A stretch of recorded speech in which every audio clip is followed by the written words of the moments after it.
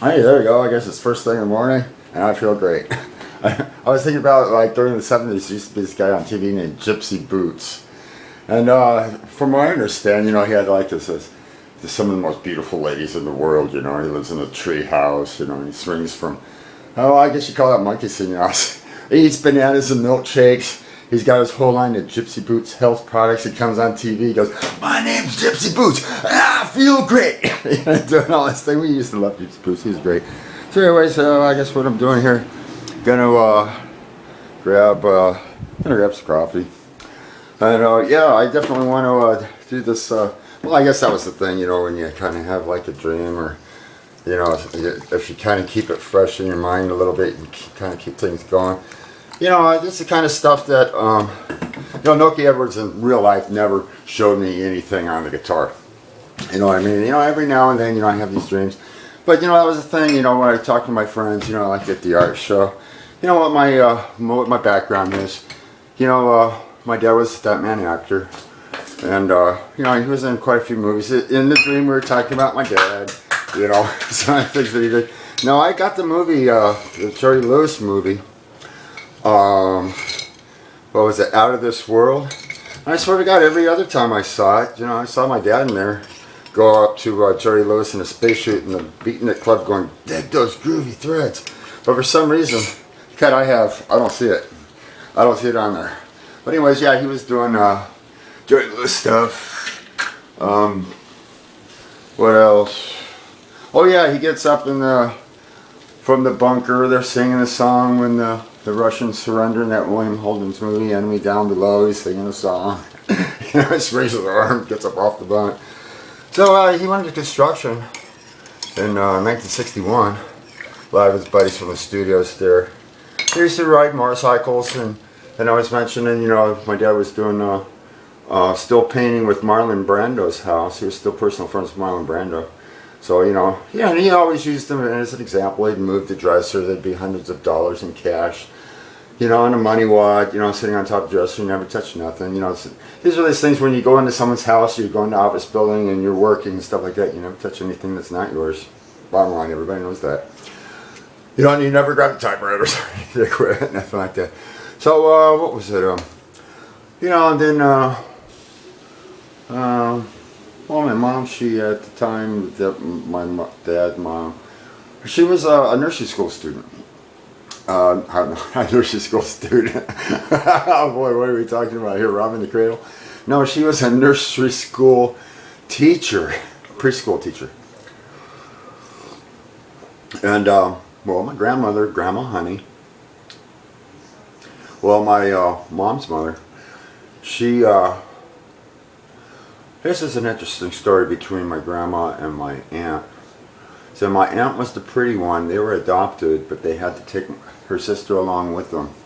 So she was the one who did all the work. Well, my Aunt Carol got all the pretty dresses. You got to see how things kind of went along with that. So my grandma, Jerry, she never said anything about Aunt Carol. They never talked about each other. I had no idea Aunt Carol was Grandma Jerry's sister. So there was a thing like that. But my grandma married a full-blooded Cherokee Indian. They lived on a farm in Arkansas. My mom used to talk about how they used to ride horses and get up in a fruit tree and eat fruit all day. So that's the life. That's cool stuff. That's life. That's cool stuff. That's great. So my mom's half Cherokee Indian. I'm quarter Cherokee Indian. So then my grandma Honey now, she worked in the studios and she was a wardrober. And some of her personal friends were Jane Russell and Judy Garland. And she remarried.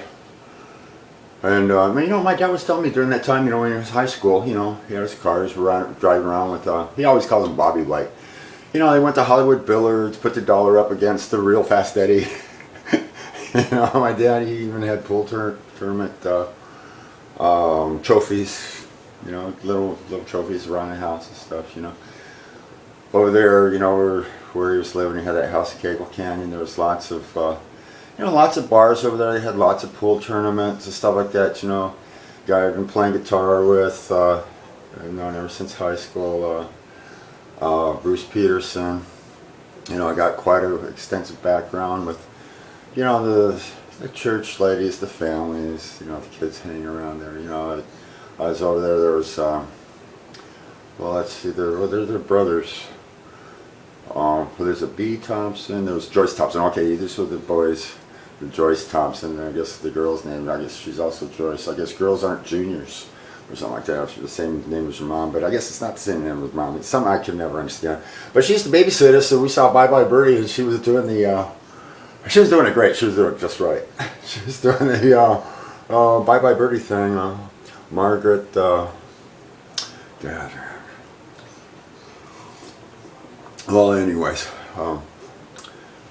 that'll come back to me. God, what is her name? Anne Margaret. There we go. Sometimes I just ain't using my noodle there.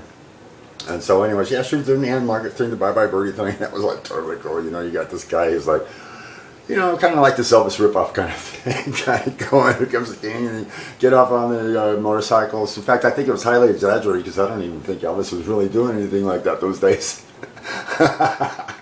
In fact, it's highly exaggerated anyways because I think it was only just the music on stage when Elvis came on the stage. And stuff like that. So, yeah, it was like kind of cool. I guess that's just the way rockers were, all 50s rockers and stuff. So anyways, what was that? Well, there's one that married my mom's other friends, Kathleen Owens, Annie Owens. There's Carol Owens, Annie Owens, Barbara Owens, Susie Owens. They adopted a boy, Bobby Owens. So anyways, when I was over there, one of the Thompson guys was over. I was back in the 70s, married Bruce Peterson's sister. I guess she's with me, she got anything kind of going on there and stuff. Anyways, yeah, what it was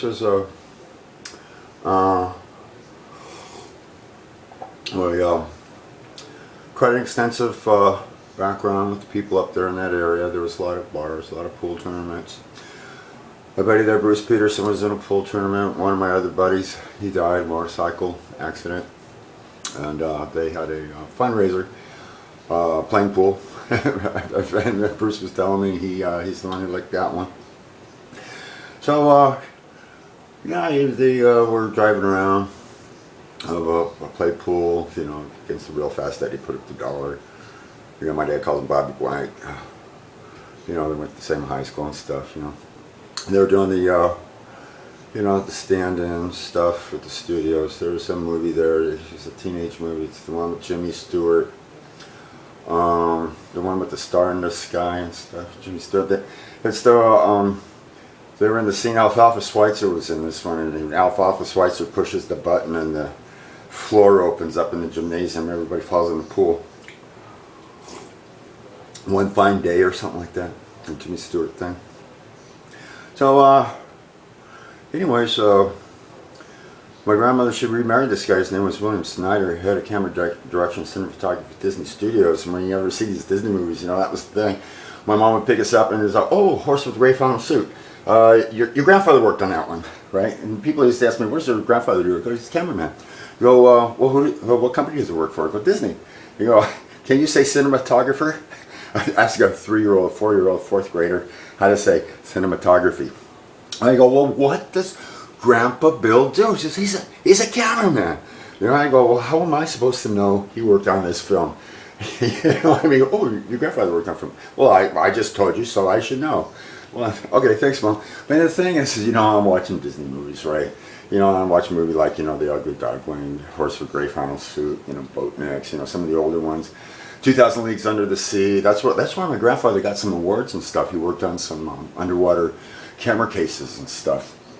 And yeah, he's been nominated for Academy Awards. And he developed equipment, a recording microphone boom. He did the cinematography for a Debbie Reynolds movie where Debbie Reynolds was expecting, and he was moving the furniture and did the camera positions throughout the entire film, where you didn't actually see the evidence that they were going to have an addition in their family. So he got an award for that one. So that's pretty much like, you know, kind of like the background kind of things that are kind of going on. But what I want to do is pull out that git fill and kind of do a little strumming around on that a little bit. Kind of while this thing's kind of fresh in my mind. You know, I was, you know, you kind of, I guess you wake up, you kind of decide how you're going to feel. You're going to feel like, well, I don't feel like doing anything today. I didn't do anything yesterday. I should kind of get up and kind of get things going. Maybe I should do something. You know what I mean? I got later on all day yesterday. I was kind of thinking, you know, get up and do some painting, you know. The rest of the week, everybody asks me how I'm doing. I'm going, hey, I feel great. I'm doing great. This thing, that thing, the other thing's kind of going on, stuff, you know. So that's pretty much what's happening. So, yeah, we're gonna kind of get that together. Yeah, before we know it, we'll have Roger Rave in 3D. They got those 3D glasses on Amazon.com. Now, I don't understand why the paper ones are $1. And all the ones with the really cool plastic frames that look like they'll last a little longer are still $1. So I can get a bunch of 3D glasses if I'm going to do like 3D demonstrations. You know, I guess Moda on Saturday, it's got digital art. And then on Thursday, I guess is what we do about the rest of our art.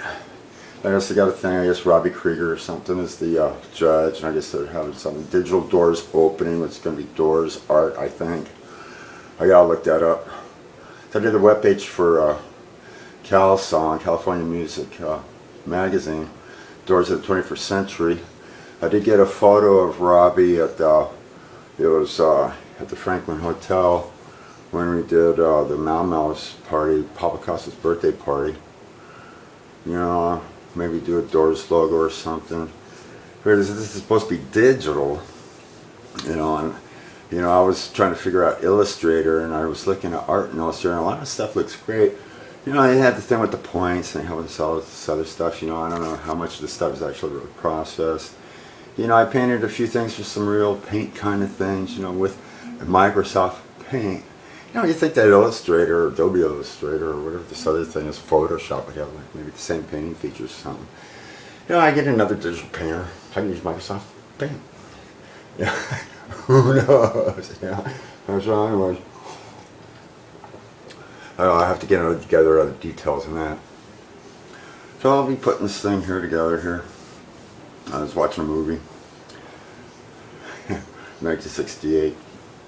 Some guy that used to be in the Navy, I guess now he's a smuggler, I guess what's it called, Sam's or something. Okay, get back to